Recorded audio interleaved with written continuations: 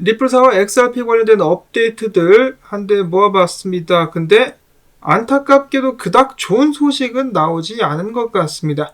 자, 첫 번째로 모든 사람들이 매일매일 작년부터 해가지고 약식 판결을 기다리고 있는 가운데 디튼 변호사는 이렇게 이야기를 하고 있습니다. 리플사와 SEC 간의 소송 판결은 시간이 더 필요할 수가 있겠다. 사안이 중대하기 때문에 시간이 오래 걸릴 수 있겠다라고 이야기를 했었는데요. 여기에 한술 더 떠가지고 리플사의 CTO 데이비드 쇼츠 같은 경우는 소송에 대한 약식 판결이 9월 말까지도 나오지 않을 수 있다라고 이야기를 했습니다. 9월 말.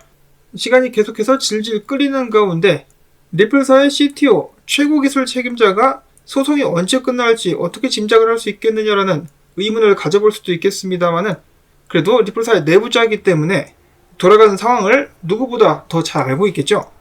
이렇게 답답한 상황들이 이어지고 있는 가운데 오늘 또 좋지 않은 소식이라고 볼 수 있는 업데이트가 나왔습니다. 미국 뉴햄프셔 법원에서 진행 중이었었던 SEC 대 LBRY 사건. 해당 사건에 대해서 판사가 SEC의 손을 들어주었습니다. 그는 판결하기를 LBRY에 대해서 SEC가 미등록 증권 판매 혐의로 벌금을 부과하고 토큰 LBC 발행을 금지토록 한 조치는 정당하다라고 이야기를 해버린 것인데요. 즉 SEC가 잘했다라고 이야기를 한 것이죠. 자, 근데 여기서 중요한 점은 바로 이 부분입니다.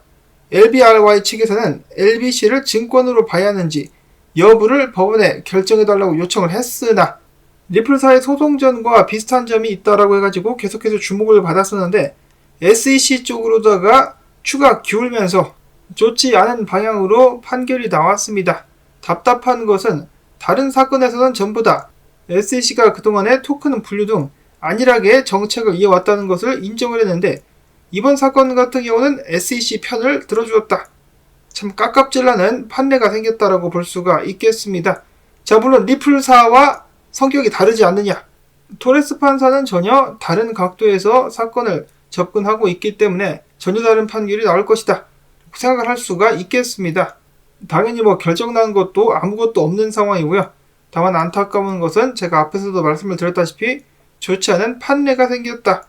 SEC 측에서는 당연히 이를 최대한 이용하려고 할 것이기 때문에 리플사와 SEC 소송전 및 SEC가 지금 걸고 넘어지고 있는 다른 소송전에서도 영향을 끼치게 되지 않을까 우려가 되는 바입니다.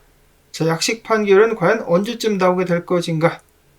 이어지는 소식은 영국에 관한 것입니다. 영국 의회에 공개된 문서에 의하면 리플사는 영국 정부와 꾸준히 관계를 이어왔었으며 해당 문서에는 XRP를 통화들 간의 환전을 하는 데 있어서 즉시 활용될 수 있는 브릿지 커런시다 라고 설명을 해놨으며 XRP 레저는 탈중앙화된 오픈소스다 라는 내용을 포함하고 있었다 라고 합니다.